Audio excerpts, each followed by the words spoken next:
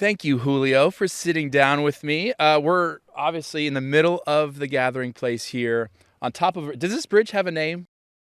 Caterpillar Bridge. Caterpillar Bridge, overlooking a very beautiful, now blooming gathering place. Before we started here, you talked about my flowers The are cherry blooming. Cherry blossoms. blossoms. Yes, You yes. guys have planted a lot of these. Over the years, we've added quite a few. And So what's the goal here? What's the end goal with all these cherry blossoms? so this walkway right here, typically beginning of April, end of March, Sure. you'd walk through and you'd be just in a cherry blossom scenarios. Yeah. So we're really excited about that. It's this weather has been very interesting and has allowed some of the cherry blossoms to bloom early. So that's been fun. I find this fascinating, Julio, not only yourself, but people at the top of these big organizations, these big, amazing places in Tulsa. How'd you end up here? Give me the Cliff Note version, if you will. Sure. I was over in Dallas-Fort Worth area, heading up customer experience at the airport at the International DFW, and I got a call. I just got a call from a recruiter saying, we think you would be perfect for this kind of role. And then she said it was in Tulsa, Oklahoma. And I'm like, okay, that's interesting. Yeah. But she talked about this park, so I jumped on the website and I saw it and I was like, I was intrigued. Sure. So I wasn't really looking for a role, but I was really intrigued with the concept of this park. I'd never seen anything like it before. At this point in time, how far has the park been open? Just give me more context. Yeah, how this early is was in this? 21. Okay. So 2.5 years-ish. Sure. Yeah. So we were still in the pandemic time period. So I came down here after the first interview, which was on Zoom, which was really uncomfortable and crazy. But I came here and I was like many people, just who did this? So I got really excited about that. And then I was like, actually, I'm very interested. Right. So why you? That's a great question. Why did they say this guy has what it takes? Yeah, I think a lot of it has to do with my experience, my past experience. I worked at Disney for 18 years. When I talked to the leadership and the board, there's such a passion for the quality and for what it represents to the community. And that's something that's how I speak. Sure. So the language was language I understood. And I think the rest is history. We'll see if I can live up to that expectation. You'd mentioned Disney. Obviously, I want to go into Sure. your experience with Disney. 18 years. 18 years. That's a long time. It is. How did you start at Disney? Where did you start at Disney? Okay, so where I started was on the attractions team. Okay. As the business planning and development manager. And Okay. that was back in '99. And at that time, Disneyland, so it was the one in California, wasn't really known for bringing people from the outside into management positions for attractions or for the operations. Why were they coming there at that point in time then? Why? Were they coming to the park? You said they weren't coming necessarily for the attractions. No, I evidently I misspoke. I'm sorry. What I meant to say is when hiring people. Oh, I see. Yeah. I see. I'm sorry. And so when I just had this desire since I was a little kid, since I was literally 5 years old, to work for Disney. I love it. And I just pestered them until they gave me a job. And there's a whole story that goes with that. But, I was one of the first people that they brought into that division, that department, that was from the outside at a manager level. Oh, okay. Prior to that, and since 1955, all the people basically started as hourly cast members and worked their way up. Got it. And so it was a little bit of a change, and it was a interesting first year for me because I really had to assimilate into that culture, and it's a different culture, and I mean that in the best way. Sure. And so that's sort of how and how why things started. It's just a passion. So when you first came in attractions, what was that job?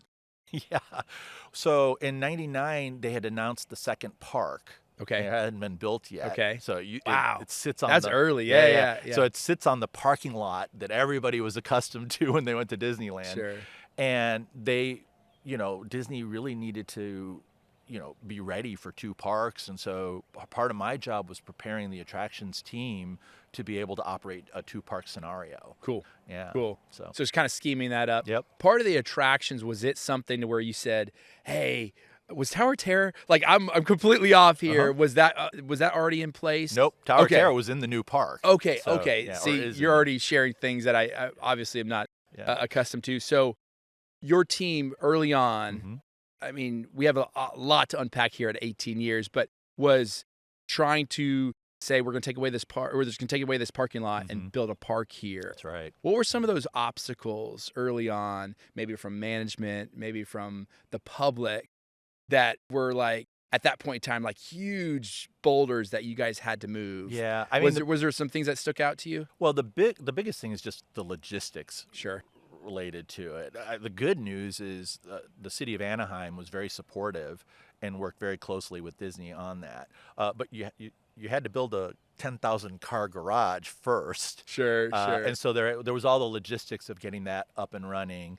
And then also just figuring out how to operate in a completely different structure, right? And so everybody was used to parking up front, walking. So it was Sure. just a very big change for the community, Right. and for the processes. So it was really about logistics. There's no barriers in the sense of when there's a concerted effort. Sure. It's just you figure out how to Yeah, make it you work. just do it. You just You do just it. figure it out. You make it So it in this happen. process, what excited you? Like, what was the excitement for you in this? So obviously, being a part of a team, you guys probably all have different roles. But specifically, Julio, let's see if you can. Why were you so excited to be opening up this second park? Was it just the sheer magnitude of the difficulty? And sometimes people get excited about, hey, we're about to do difficult things, and that's why I'm excited to overcome these difficulties. Others, it's just like, oh, adding this to the park could be so much better. Like Disney's going to be so much better because of it, or it could be a specific attraction. I'm just, Yeah. I find this very interesting. Yeah, no, for me, it was my 5-year-old self being realized as an adult. I just want to work. I literally just wanted to work for Disney. The idea of presenting that kind of entertainment, that story, that storytelling to a group that just wants that, community and visitors and tourists who want that was just really exciting for me. And my first real experience with Disney was when I was 5 years old, and I went to Walt Disney World like literally the year after it opened. And I told my dad I wanted to work for Disney at 5 years old, you know, and so fast forward a number of years. So, but I am very much motivated by the experience. Okay. So experience was, like I want to be a part of presenting that experience. And then I love the analytics and the logistics behind all the stuff. Okay. So I love the backstage, right? Yeah. And I love what it takes Figuring to that out. Yeah. And so that was really exciting for me, and just it fit. I guess it was in my wheelhouse. So I love that. Yeah. You had mentioned your father. I love diving into family. Yeah. Tell me about your family, early childhood, Julio. Yeah. Where were you raised? Let's go there. Yeah. So I wasn't born in this country. I was actually born in South America. Love it. In Colombia. Okay. But I was a little one, 5 months old when I was brought over. Where in Colombia? Cartagena. So I'm very familiar with. I was just there. Oh, awesome. No joke, Cartagena. Wow. I was just there Isn't it beautiful? 2 weeks ago. Yes, it was hot. It's hot. It was hot. I mean, it was very beautiful. We went to the beach and different things. That's so funny. I was literally just there. Very cool. So I was born Cartagena. there, so Okay. Cartagena. Okay. Yeah. And then grew up in Michigan. Okay. Which is why I talk. Why did your family move? My dad became a doctor. Okay. And he just wanted, the American dream. Sure. Right. Sure. And so where we moved, they needed doctors. Okay. And so he was able to come in. Cool. And become a doctor and be Love very it. successful. Where in here. Michigan? Flint. Just outside of Flint. Flushing, Okay. Michigan, but Wow. I say Flint. Yes. Okay. Yeah. Don't ding me for that. Well, I mean, that's the only thing I hear coming out of Flint is not the good stuff, right? It's actually getting a lot better. Good. So Good. yeah, for sure. Good. Okay, so you were in Flint for how long? Jeez, Or right outside Flint? 30 years. 30 years. Yeah. Oh, don't do math because now Okay. you're going to know how old I am. But yeah, 30 years. Okay. So from a very young, did you guys grow up going to Disney? Maybe Disney World? Not often. Okay. That first time was when I was 5 years old, and Okay. it was such a big experience for me. It was like the first time I remember being on a plane and all those that's different cool. pieces to it. That's It was super actually the cool. first time going back to South America since I was born. Oh, wow. So it was just this big, huge trip. Yeah. And so that was just so impressionable for me. But we would go every few years, every few Sure. years we would go. And it was a big deal, Would you say you're more like your mom or more like your dad?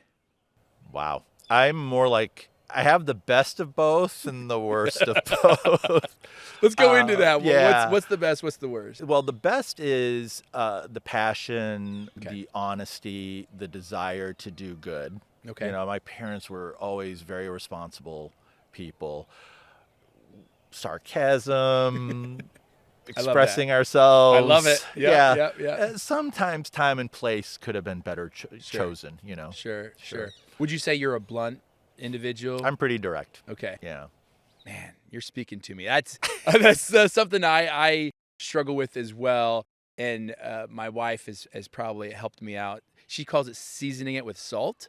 Sometimes the salt is not always the proper amount. Okay, so early on, you grew up in this immigrant household. Yeah. What were some of those things that your family, still being Colombians at the end of the day, brought to Michigan? Was there, I don't know, I'm just looking, like maybe it was the food that was interesting, like it was normal for you, but maybe for outsiders, like, you guys do what?